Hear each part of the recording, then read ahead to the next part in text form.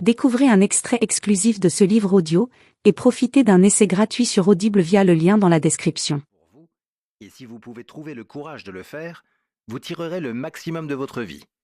Si vous n'y parvenez pas, demandez-vous pourquoi. C'est sans doute le principal obstacle vous empêchant d'obtenir ce que vous attendez de la vie. Ceci m'amène à mon premier principe.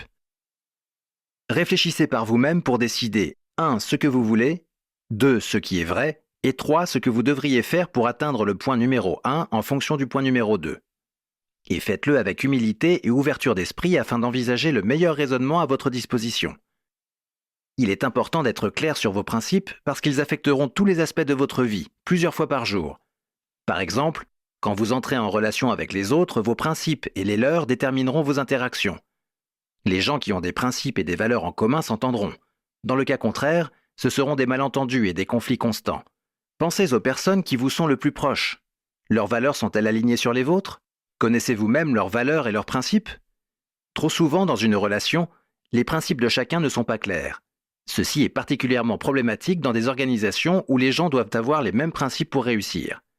C'est pour être totalement clair sur mes principes que j'ai travaillé et affiné chaque phrase de ce livre. Les principes que vous choisirez peuvent être tout ce que vous voulez tant qu'ils sont authentiques, c'est-à-dire tant qu'ils reflètent votre véritable caractère et vos véritables valeurs. Vous devrez faire des milliers de choix tout au long de votre vie. Chacun d'entre eux sera le reflet de vos principes. Votre entourage pourra donc rapidement déterminer les principes avec lesquels vous fonctionnez réellement. La pire des choses serait de n'avoir que des principes de façade, car on perd alors à la fois la confiance des gens et le respect de soi.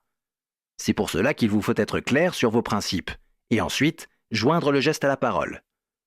Si des contradictions semblent exister, il vous faut les expliquer. Je vous conseille de le faire par écrit, cela vous permettra d'affiner vos principes. Si je souhaite partager mes propres principes, je veux tout de même être clair. Je n'attends pas de vous que vous les suiviez sans réfléchir. Au contraire, je veux que vous remettiez en question chaque mot et que vous choisissiez parmi ces principes ceux qui vous conviennent. Mes principes et comment je les ai appris. C'est tout au long d'une vie truffée d'erreurs et de beaucoup de temps passé à y réfléchir que j'ai appris mes principes. J'étais un enfant réfléchi, curieux et indépendant, avec des objectifs ambitieux. Ce qui m'intéressait, c'était l'enchaînement suivant. Visualiser des buts à atteindre, subir des échecs retentissants, apprendre des principes qui m'empêcheraient de commettre les mêmes erreurs, puis évoluer et m'améliorer, ce qui me permettrait ensuite d'imaginer et de poursuivre des objectifs encore plus ambitieux. Un cycle que je voulais répéter rapidement et sur le long terme. Pour moi, la vie ressemble donc à cela. Je crois que la clé du succès, c'est de savoir à la fois viser haut et bien échouer. Par bien échouer, je veux dire être capable de subir des échecs douloureux qui permettent d'apprendre des choses fondamentales, sans toutefois rater au point de se retrouver hors jeu. Cette manière d'apprendre et de s'améliorer était la plus adaptée à ma manière d'être et d'agir. Je n'ai jamais su apprendre par cœur. Je n'ai jamais aimé suivre les instructions données par d'autres, mais j'adorais essayer de trouver par moi-même comment les choses fonctionnent. Je détestais l'école à cause de ma mauvaise mémoire, mais à l'âge de 12 ans, je suis tombé amoureux des marchés et du trading. Pour gagner de l'argent en bourse, il faut réfléchir de manière indépendante et parier avec raison contre le consensus. Pourquoi ? Parce que le point de vue du consensus est intégré au prix. On commettra inévitablement, et souvent, de douloureuses erreurs. Pour réussir, il est donc essentiel de savoir bien le faire. Idem lorsqu'on veut réussir en tant qu'entrepreneur. Là aussi, il faut réfléchir de manière indépendante et parier correctement contre le consensus, ce qui signifie souvent se tromper douloureusement.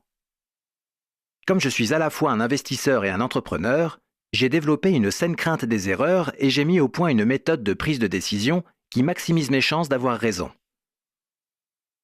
Prendre des décisions pondérées par la fiabilité. Mes erreurs douloureuses m'ont appris à changer de perspective. Ce n'est plus « je sais que j'ai raison », mais plutôt « comment est-ce que je sais que j'ai raison ?» Elles m'ont aussi donné l'humilité dont j'avais besoin pour contrebalancer mon audace. Je savais que je pouvais lourdement me tromper, et je me demandais aussi pourquoi des personnes intelligentes envisageaient les choses différemment. Cela m'a poussé à considérer le point de vue des autres tout autant que le mien, ce qui m'a ensuite permis de voir bien plus de dimensions que si je n'avais regardé les choses qu'à travers mon seul prisme. Apprendre à évaluer les apports des autres afin de choisir les meilleurs, c'est-à-dire de façon à pondérer mes prises de décision par la fiabilité, a augmenté mes chances d'avoir raison. C'était aussi passionnant. En même temps, j'ai appris à fonctionner selon des principes si clairement posés que leur logique est facile à évaluer, et que vous et d'autres... Livre audio complet gratuit disponible en description de cette vidéo.